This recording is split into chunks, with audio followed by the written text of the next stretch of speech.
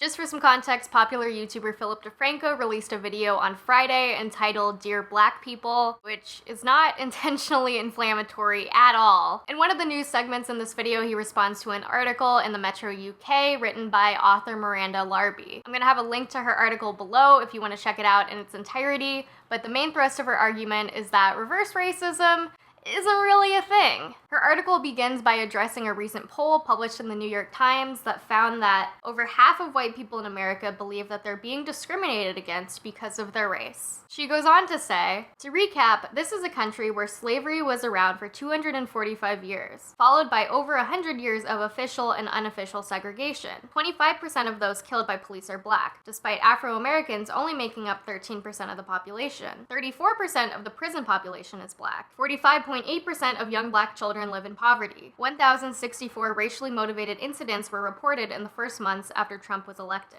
Larby goes on to break down the myth held by many white folks that affirmative action is racist against white people, which I made a video about a while back where I explain why this isn't true if you want to check it out. She provides statistics and sources to back up the reality that black people are systematically discriminated against and underrepresented in high-paying fields. But Defranco's main beef seems to be the way that she's arguing. He starts out by calling Larby a hypocrite and then literally references the dictionary definition of discrimination, which just feels like every argument I've ever received about racism from anonymous Twitter eggs. In school, when you're learning how to write essays, the first thing they teach you is not to begin your argument with a dictionary definition from Merriam-Webster. Phil criticizes the line from Larby's piece that reads, "We've had over 300 years of white people telling us how superior they are," as generalizing all white people. White supremacy is just like kind of a thing that has existed throughout history, so I don't see what the problem with pointing that out is. He states, making a blanket statement about all white people is not going to help a conversation. I'll take hashtag not all white people for 500 points. Since the allegations against Harvey Weinstein have come to light, there's been a lot of discussion surrounding hashtag not all men and yes all women, which of course was the hashtag created by women in response to that. You might be thinking, what does this have to do with Phil Defranco's video? Well, I think there's actually a great deal of overlap. When women were bravely sharing their stories of being harassed, assaulted, or raped by men, a lot of men came into these conversations saying, not all men. Women were describing a larger societal pattern and culture that lets powerful men get away with these behaviors. And instead of listening and hearing these women out and saying, you know what, you're right,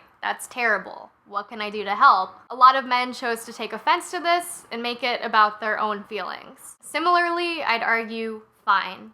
Sure, hashtag not all white people tell black people explicitly that they're inferior. And no, not every white person fits into the stereotype of a white supremacist KKK member that apparently is the only circumstance where you can accuse someone of being a racist. But you're kind of missing the fucking point. Instead of making it about not all men or not all white people, we should recenter our conversations to focus on marginalized people because yes, all women and yes, all people of color. Not every single white person needs to explicitly say, I hate black people for black people's experiences with systemic discrimination to matter. Not every single man needs to be a sexual predator for assault victim stories to matter. What I think is important when discussing systemic racism, in which white people are not systematically discriminated against based on race, is to prioritize the real victims of racism, which are not white people. When a black woman discusses her experiences with racism and the experiences of black people as a social group, that they are told either explicitly or implicitly by individuals and society that they matter less than white people, your first response should not be to prioritize the feelings of white people. But based on Philip Defranco's response to this article, it appears that he's more concerned with reverse racism than actual racism. You have an article talking about slavery, police brutality against black people, racialized poverty, and the prison industrial complex, but your main concern out of all of this is that a black writer with 1,000 followers on Twitter wrote an article criticizing reverse racism? Phil Defranco ends the video saying, that's my opinion and I want to hear from you. What are your thoughts on this? Alright, here are my thoughts on this. Oh wait, it appears that you did not want my thoughts on this.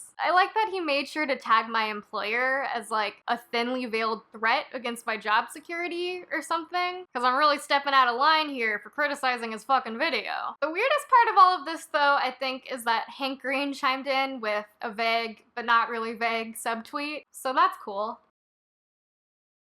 The debate about how larger channels can diminish the harassment or dogpiling that they send to smaller creators is a whole other argument, and one that I've talked about extensively, but I wanted to make another video about that for a while, so maybe I'll talk about it at some point in the future. For now, I just want to say that there are so many levels to these power dynamics. There's the unequal social power dynamic between white folks and people of color, and there's the unequal power dynamic between huge YouTubers like Philip Defranco and the small creators that they send their fans after. That's why it's really important to examine power dynamics and be hyper vigilant of the way they affect your relationships, your everyday interactions, and even the way you move about the world. Thank you for watching this video. If you enjoyed it, please give it a like, subscribe to this channel, and click the notification bell for more videos like this one. Also, this is completely voluntary, but if you would like to help support me and my work, then please consider donating to my Patreon page, which will be linked below. There's a lot of cool perks, such as secret videos, a newsletter, and even a feminist book club, so definitely check it out.